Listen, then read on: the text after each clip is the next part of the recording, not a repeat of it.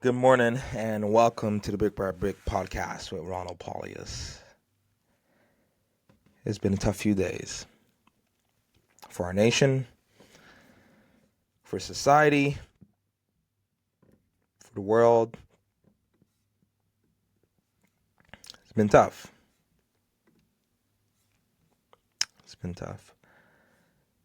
So on this podcast, I want to do something a little bit different, and I want to honor legacy, honor life.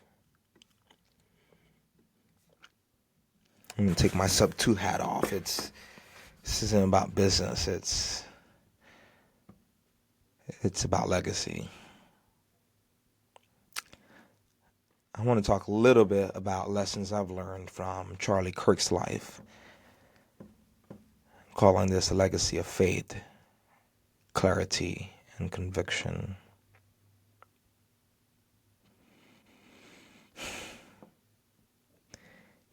You, no doubt, have seen the news the day before 9/11, September 10th. Charlie's life was tragically cut short. He was murdered. A better word is assassinated. Watched that video and it shook me and messed me up that whole day. In fact, I can take you to the porch I was on. Literally was talking to a homeowner. Before I got there, I had a few friends text me saying, "Hey, pray for Charlie Kirk, he was just shot."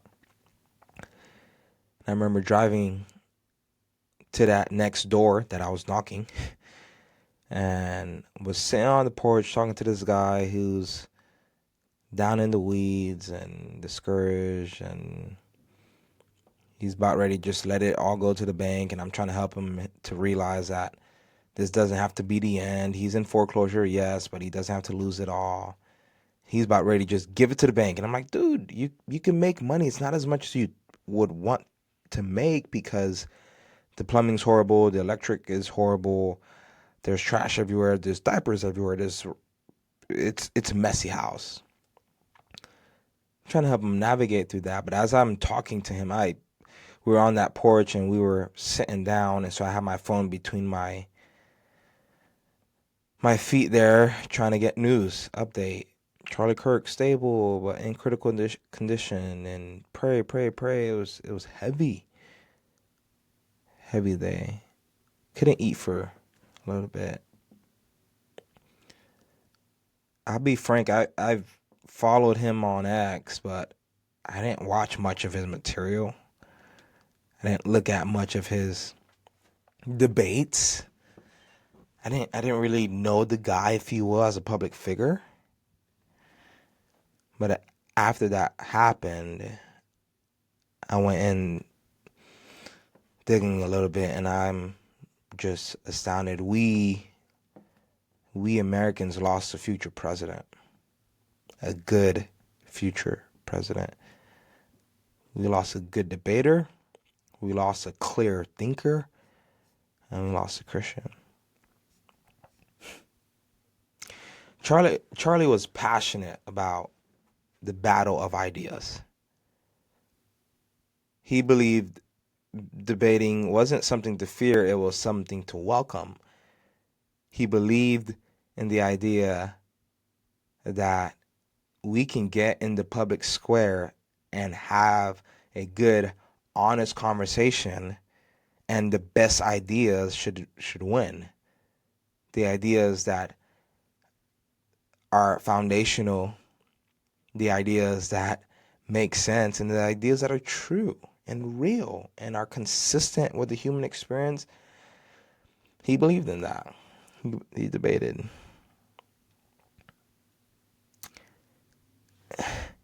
I think he'd often say, we don't fear opposing ideas, we welcome them because truth stands up to challenge, and that is profound.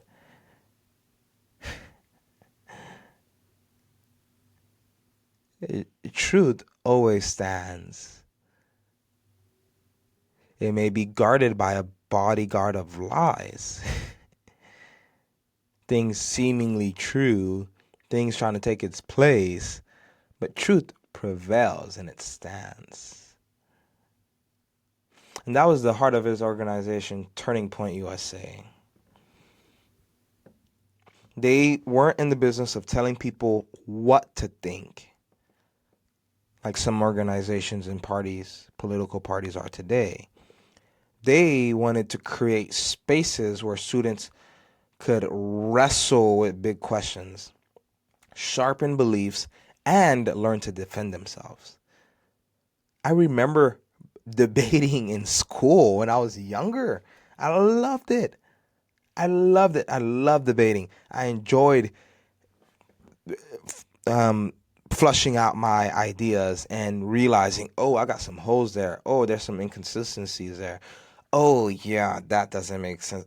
I can't say that with a straight face because that just is nonsensical. I enjoyed it because it caused me to sharpen myself. And that is lost in our culture that is often quick to cancel people because of disagreements.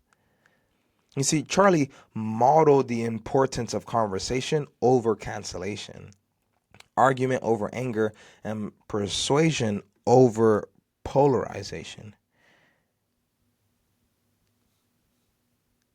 He got in the arena where thoughts battled, and his goal was to win you over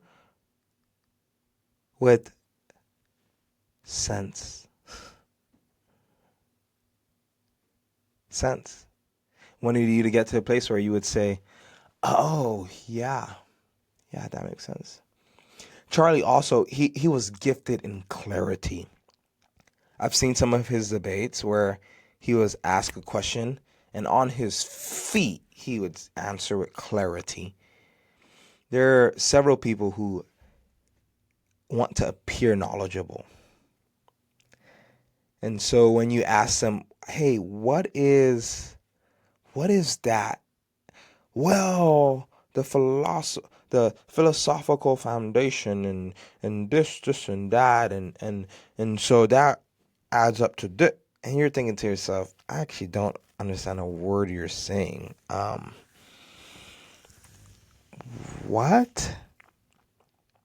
But you listen to Charlie and profound concepts he would break down where you'd understand and say to yourself, oh yeah, that makes sense.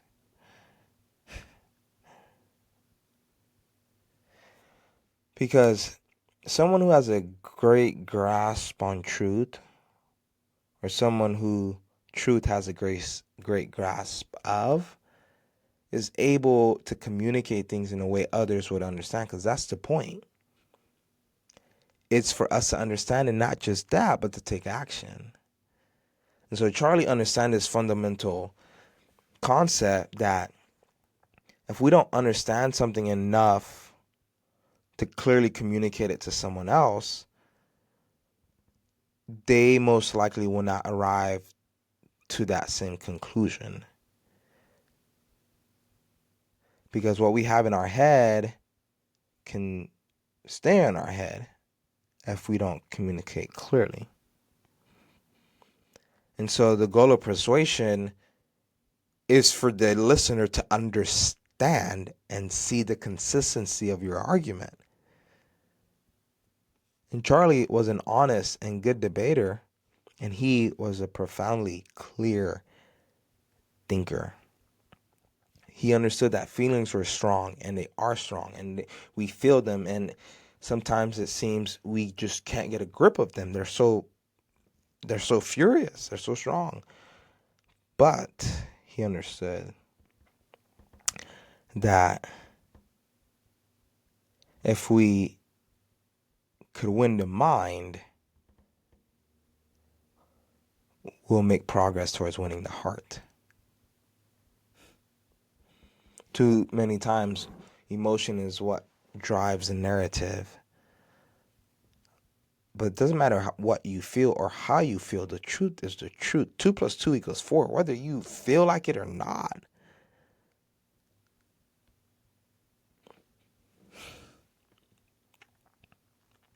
Hmm. And so what I want us to learn from this is from an honest and good debater, we need to get to a place where we can have conversations with people and be honest and debate and realize debating is okay. You're not fighting. It's this. Don't get ready for a fist fight. You can debate and then you can go out for dinner together. Still, it's okay. The other thing is, what are you repeating? What are you talking about? We're all echoes. Human history has been going on for thousands of years. It is exceptionally difficult in our day and age to get an original thought, meaning what you thought of, others have already in some way, and most likely they've monetized it. Man, I wonder what it'd be like to get something that moves faster than a horse, but you don't have to feed it, and you can control it, the speed of it, and Henry Ford. All right, so it's hard to get an original thought. We're all echo chambers. And so with that, we must realize not only are we echo chambers and it's hard to get an original thought, we are the sum of other people's influences. We got to control what influences us. We got to know what influences us. We must believe and know with clarity what we're repeating. It isn't just slogans, YOLO, you only live once. Don't get swept up by the noise. Think clearly. Communicate clearly. The last thing I want to highlight here is one that made Charlie who he was. And it was whose he was. He placed his faith in Jesus the Christ. Charlie was a man of faith. Beyond debate, beyond politics, beyond being a husband, beyond being a mother, a father. He was a man of faith. He was a man after Christ's own heart, from what I understand. He wasn't shy about it. He believed in Jesus Christ as his Savior. And that faith underlined everything he did. Several times he mentioned Jesus. He was asked what would he want to be remembered by. I think he mentioned courage, but he said, most importantly, I want to be remembered for my faith. In his podcasts and public appearances, he often pointed back to God. He made always pointed us back to God.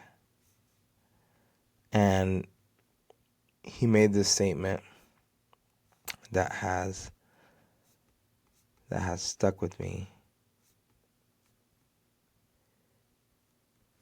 Get married, have children, build a legacy, pass down your values, pursue the eternal, seek true joy. And that is what matters. Charlie wasn't just teaching people how to argue well, he was teaching them how to live well. He was teaching them, teaching us, teaching me, debate matters, clear thinking matters. Don't be shallow, go deep, speak the truth, but also listen well. But most importantly, build your life on Christ, the solid rock. Build your life on something eternal. Don't be here for the wind and the tossing waves. Don't be here for that which is gone and is likened to a vapor. Don't be here and building your life on sand. Charlie, he only lived 31 years. I'm 3 years away from being 31. But in that time, he showed us what conviction looks like out loud. And he leaves behind a beautiful family. Erica, his wife, she said, the cries of this widow will echo throughout this world like a battle cry. Wow. Giants, magnificent people, mighty men, mighty women. And so as we honor Charlie, let's remember what he stood for. Let's remember what he left behind. And let's remember the legacy he was building brick by brick. Ideas matter. Thinking has consequences. Clarity matters. And above all, faith matters most. Until next time, keep thinking, keep building, and build your hopes on things eternal.